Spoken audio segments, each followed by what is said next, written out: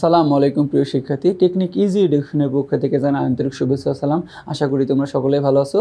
তো বাংলাদেশ ও বিশ্ব পরিচয়ের দেখো টাইপ 2 বাংলাদেশে আমাদের কি পরিবারের সাধারণ কার্যাবলী নিয়ে কি আমরা একটু দেখো এই টাইপের যে কতগুলো কোশ্চেন আছে এই কোশ্চেনগুলো নিয়ে একটু আলোচনা করব। দেখো আমরা হচ্ছে 57 থেকে 69 পর্যন্ত যেই কোশ্চেনগুলো এই কোশ্চেনগুলো আমরা একটু দেখি। তো 57 নম্বর কোশ্চেনে কি বলতেছে দেখো যে মানব সমাজে পরিবারের কার্যাবলী কি রকম।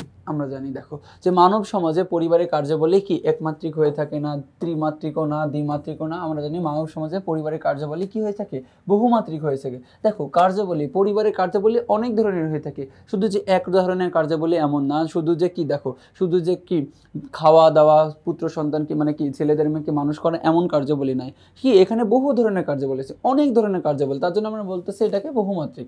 এরপর আমাদের 58 নম্বর কোশ্চেন বলতেছে যে পিতামাতার প্রাথমিক দায়িত্ব কি। দেখো পিতামাতার কি দেখো প্রাথমিক দায়িত্বটা কি। দেখো প্রাথমিক দায়িত্ব বলতেছে সন্তানের ভরণ পোষণ, নাকি বিদ্যালয়ে ভর্তি করানো, নাকি গান শেখানো, নাকি স্বাবলম্বী হতে শেখানো।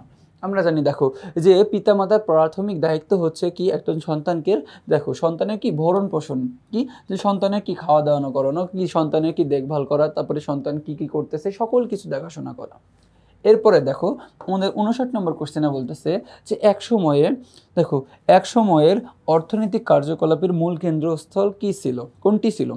এখন দেখো বলতেছে এই কোশ্চেনটা ভালো করে বুঝো যে এক সময়, এখন এক সময় বলতেছে যে এখন বর্তমানে সেটা নাই। তো বলতেছে দেখো অর্থনৈতিক কার্যাবলীর কেন্দ্রস্থলের মূল কি যে কোনটা ছিল। দেখো আমরা জানি কি যে অর্থনৈতিক কার্যকলাপের মূল কেন্দ্রস্থল ছিল আমরা জানি পরিবার। এখন দেখো এটা ভেঙে ভেঙে অনেক কিছু হয়ে গেছে, যে অর্থনৈতিক কার্যাবলীটা আমাদের কি অনেক দূর মানে অনেক কিছু ভেঙে গেছে। আগে দেখবা যে এই পরিবারের মধ্যে সেই সকল অর্থনৈতিক কার্যাবলী সংগঠিত হতো, কিন্তু কি আস্তে আস্তে দেখো আমরা আধুনিক হয়েছি, আধুনিক হতে হতে আমাদের সকল কিছু কি যে আমাদের বাজার কেন্দ্রিক হয়ে গেছে, আরও অনেক কিছু হয়ে গেছে। এরপরে আমাদের 60 নম্বর কোশ্চেনে কি বলতেছে শিশুর অন্যতম উল্লেখযোগ্য শিক্ষাকেন্দ্র কোনটি। কি বলতেছে যে শিশুর দেখো অন্যতম উল্লেখযোগ্য শিক্ষাকেন্দ্র কোনটি। আমরা জানি যে দেখো যে শিশু প্রথমত কি প্রথম যে শিক্ষাটা গ্রহণ করে কোথা থেকে গ্রহণ করে, এমন বলতেছে বিদ্যালয় থেকে, সমাজ থেকে, নাকি গৃহশিক্ষক থেকে, নাকি পরিবার থেকে। আমরা জানি দেখো যে শিশুর অন্যতম উল্লেখযোগ্য শিক্ষাকেন্দ্র হচ্ছে কি তার পরিবার, কি তার পরিবার। দেখো যে প্রথম যে শিক্ষাটা পেয়ে থাকে একটা শিশু সেটা হচ্ছে তার পরিবার থেকে, কি কই থেকে, তার পরিবার থেকে পেয়ে থাকে। তারপরে আমাদের 61 নম্বর কোশ্চেনে বলতেছে যে কোনটি অকৃত্রিম বিনোদন ব্যবস্থা। কি বললাম যে কোনটি অকৃত্রিম বিনোদন ব্যবস্থা। দেখো আমাদের অকৃত্রিম বিনোদন ব্যবস্থা হচ্ছে কি দেখো যে টেলিভিশন, নাকি হচ্ছে যাত্রা, নাকি চলচ্চিত্র, নাকি পারিবারিক আড্ডা। আমরা জানি দেখো যে অকৃত্রিম, দেখো এই যে অকৃত্রিম মানে বলতেছে কৃত্রিম নয়। দেখো এই টেলিভিশনে যা আমরা আড্ডা পাই, যে বিনোদন পাই সেটা হচ্ছে কি আমাদের কৃত্রিম। যাত্রাতে আমরা হচ্ছে কৃত্রিমভাবে পাই, চলচ্চিত্রতে আমরা কৃত্রিমভাবে পাই। দেখো যাত্রাতে কৃত্রিম না পাইলেও আমরা হচ্ছে কি একটু অকৃত্রিমই পাই, কিন্তু সেই টাইপের না। তাহলে আমরা বলতেছি কি অকৃত্রিম বিনোদনের ব্যবস্থা রয়েছে আমাদের কি কোথায়, যে পারিবারিক আড্ডা, একদম কি পিওর দেখো অকৃত্রিম। এরপর আমাদের 62 নম্বর কোশ্চেন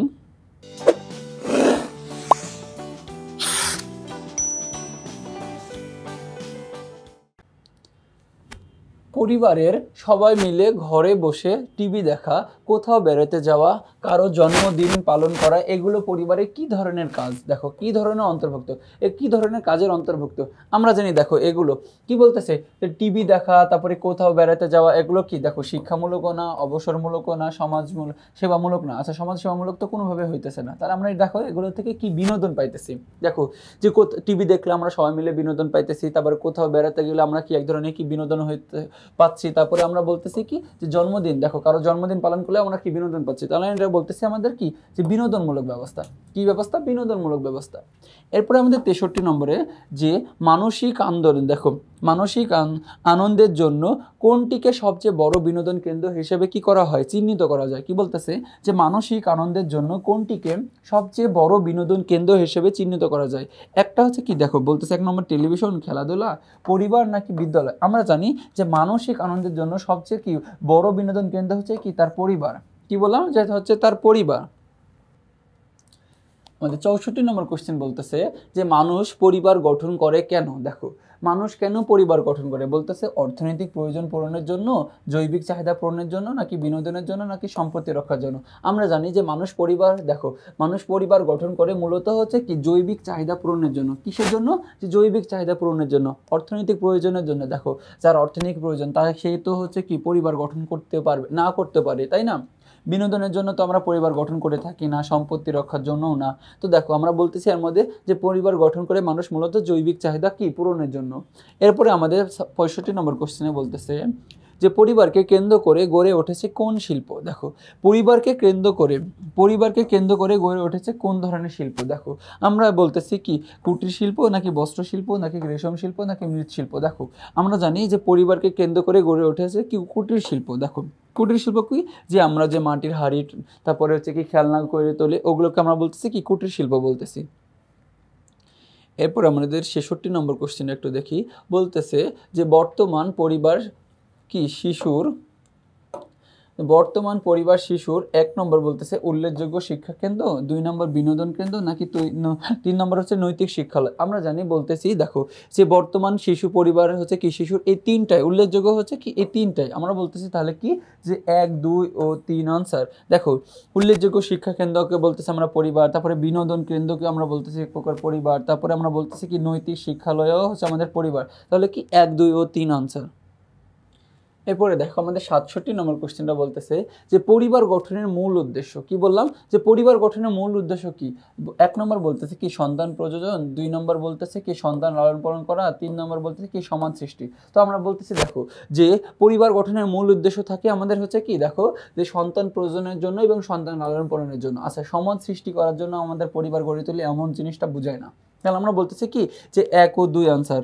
এরপরে আমাদের দেখো 68 নম্বর কোশ্চেনটা কি বলতেছে যে শিশুকাল থেকে শিশুর পরিবার থেকে শিখে। দেখো শিশুকাল থেকে শিশুর পরিবার থেকে শিখে কি শিখে?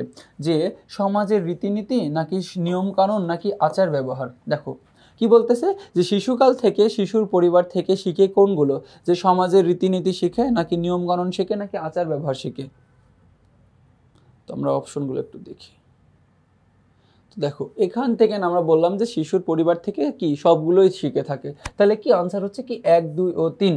এরপরে আমাদের 69 নম্বর কোশ্চেনটা বলতেছে কি যে পরিবার শিশুর কি করে? দেখো 1 মানসিক নিরাপত্তা দেয়। আচ্ছা পরিবার তো শিশুর মানসিক নিরাপত্তা দেয়, নাকি হচ্ছে দৈহিক প্রয়োজন মেটায়, নাকি হচ্ছে কি দেখো স্নেহ ভালোবাসার কি দাবি পূরণ করে। তো দেখো আমাদের কি 69 নম্বর কোশ্চেনটা বলতেছে কি যে পরিবার শিশুর মানসিক নিরাপত্তা দেয়, নাকি দৈহিক প্রয়োজন মেটায়, নাকি হচ্ছে কি দেখো যে স্নেহ ভালোবাসার কি দাবি পূরণ করে। আচ্ছা পরিবার তো হচ্ছে শিশুর দৈহিক প্রয়োজন মেটায় না, তাই না?